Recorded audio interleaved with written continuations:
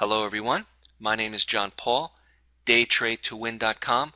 Today is video lesson number 2.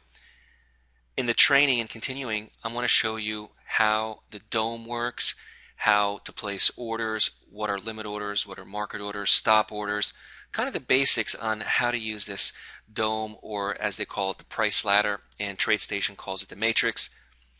It's the basics of how to place a trade, and I also have some tips on how to best use this price ladder. Now, the chart today, January 24th, 2014, I'm showing you the Atlas line software. And these orders that you see here for a short at 1809.50 as well as a short at 1807 quarter are entries into the market to sell, and we want the market to go down. And so that's exactly what happened. The price went down. But how do you actually place these orders? Well, the way that you place these orders is you would come over here to the price ladder, or the DOM as NinjaTrader calls it, and the way that you are able to bring up this DOM, this price ladder, you would click here, File, you would choose New, and you would choose either Dynamic SuperDOM is what I have, or Static SuperDOM. Either one brings up a price ladder or DOM, and what you have to choose is the market that you trade. So here in this instrument column, you have some defaulted instruments, futures, forex. I have the E-mini S&P. You can choose the euro if you want, or you can choose the E-mini. You can choose any market that you want, and you have to make sure that you have added these instruments to your defaulted instrument list. Here, the account, you choose whether it's a SIM account or your brokerage account, right? One or the other. And here is the quantity, and here is the ATM strategy. So I'm going to cover all of these different ideas on how to manage a trade using the ATM, how to place trades, what the trade means. I also use a terminology called first come, first serve, which I'm going to go over. So the first thing is, how do you place an order here to go short at 1809.50?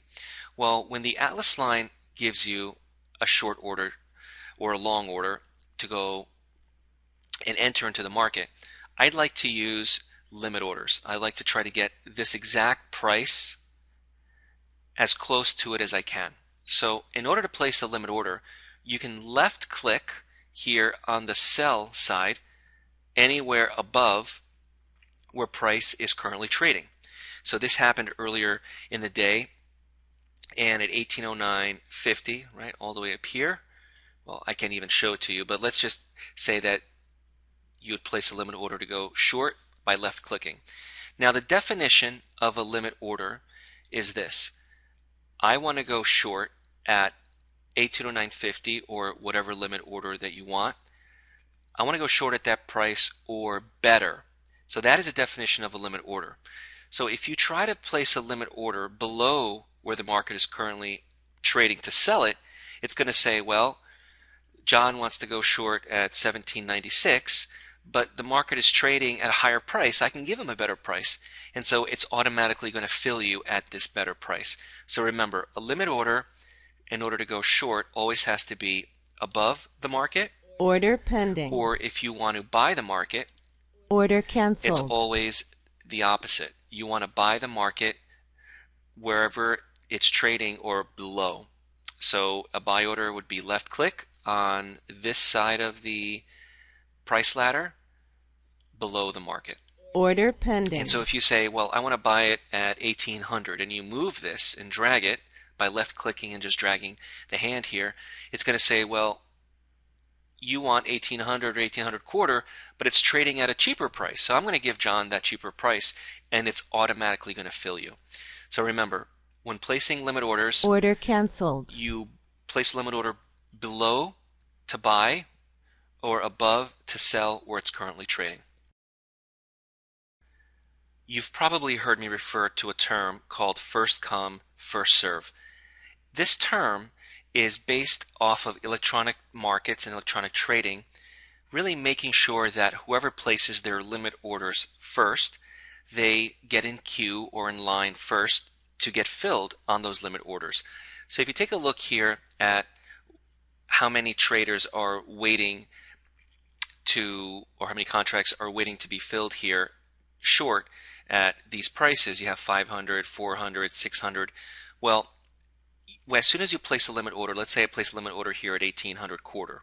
Order pending. To go short. This tells me that I'm in line, and I may be number 400, or I may be number 440, or I may be number 100 or 200. But as soon as price touches 1800 quarter, all of a sudden I'm waiting to be filled. So sometimes price just touches 1800 quarter where I want to be filled, and I may be last in line to get filled. And if my number's not up and only, let's say, 100 contracts get filled and I may be number 102, then I'm out of luck. It'll touch that price, the first 100 contracts get filled, but I don't get filled. So when it comes to limit orders, it's a first come, first serve type of scenario. Now, the reason why I bring this up is because what many traders do is they click on their limit order either to get into the market or to exit on a target, and they say, you know what, I don't want 1800 quarter. Maybe I'll get a better price and I'll move this to a point better, 1801 quarter. And now you are in the back of the line at 1801 quarter. And then maybe a couple minutes later you say, you know what, I was wrong. I think market's going down. I still want to get filled. Let me bring this back to 1800 quarter. All you're doing each time that you move these limit orders around is you're putting yourself at the back of the line. So I tell all my students, when you place an order to get into the market, or you place an order to get out of the market, a limit order to get out of the market on a target, keep it there, because everyone else is moving their orders in and out of that value. It's just pushing you forward and forward to the front of the line.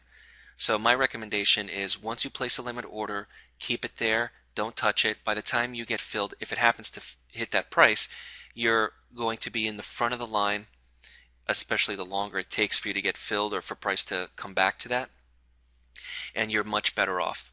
So please don't move these limit orders around here to get filled, because you usually always get placed in the back of the line. That's the first thing.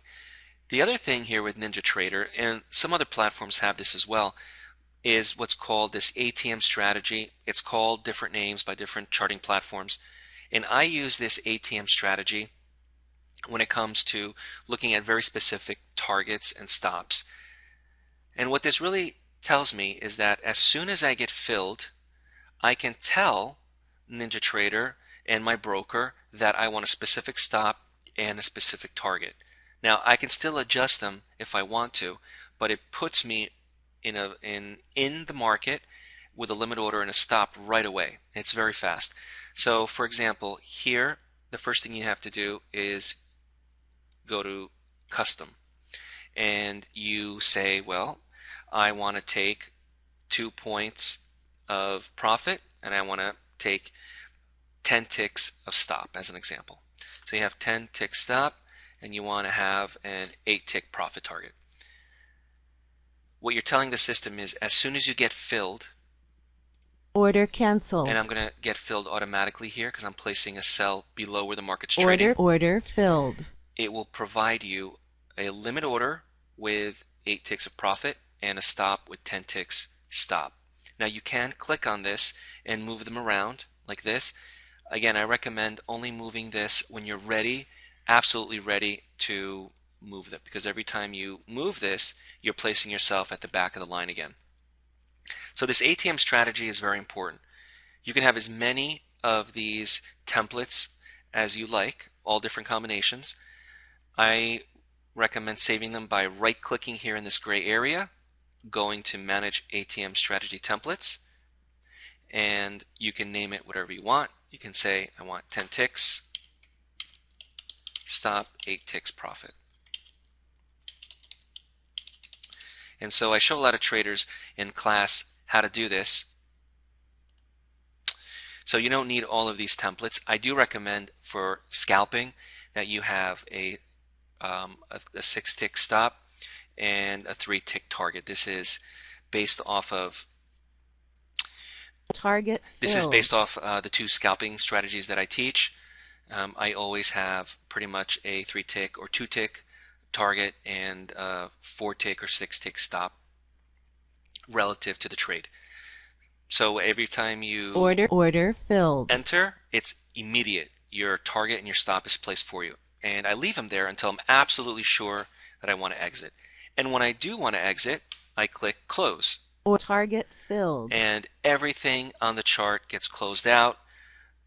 The limit order is converted into a market order, and I'm automatically out of the trade. The next order is called a stop order, and I use the middle mouse button for a stop order.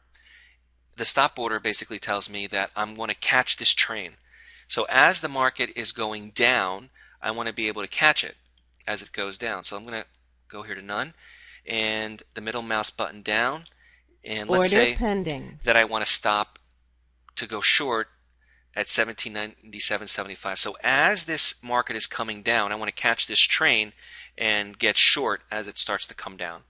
And the same thing with a long. If I place order pending. a long here, you can place a long as it comes up. I'm trying to catch this train, this market, as it climbs up. So the 2 orders are very different. A limit order, price always has to retrace back to it, but a stop order is you're trying to catch it as it's going in. Now, most traders think of a stop as a stop loss, where you place a stop to protect yourself, and that's true. But you can also use a stop as you trying to get into a trade. So if you think that this market is moving higher and you want to catch it as it begins to go higher, you would use a stop or a stop with limit. Or if you think the market's going to go down, as this begins to fall, you want to get on board the train. All right, one last thing that I want to cover is a little bit of psychology. This question comes up a lot. How many contracts should I trade? And so the idea is to order canceled. Trade just one contract until you feel comfortable that you can do it consecutively. So let's say that you may have $100,000 in your account or $1 million in your account. I still recommend starting off slow and small and being consistent. Because if you can trade one contract consistently for a week or a month, then all you have to do is go to 2 contracts and stay there and be consistent for a week or a month or a few weeks until you're ready to go to 3. I think what's most important is that you understand that you can get stopped out and take a loss and be able to recover that within the same day or the very next trade, or even if it takes a day or 2 to recover, that you're able to do that, and that builds confidence. So again, regardless of how much money is in your trading account, I recommend starting off small, getting comfortable with the method, and being consistent for a couple of weeks and then going to 2 contracts. Feel what it's like to get stopped out at 2 contracts and then being able to recover that. It builds confidence, and if you can do it with 1, you can do it with 2, and you can do it with 10. My name is John Paul. I hope you enjoyed this video trading lesson. Next week, I'll put out a new video trading lesson. Until next time, take care.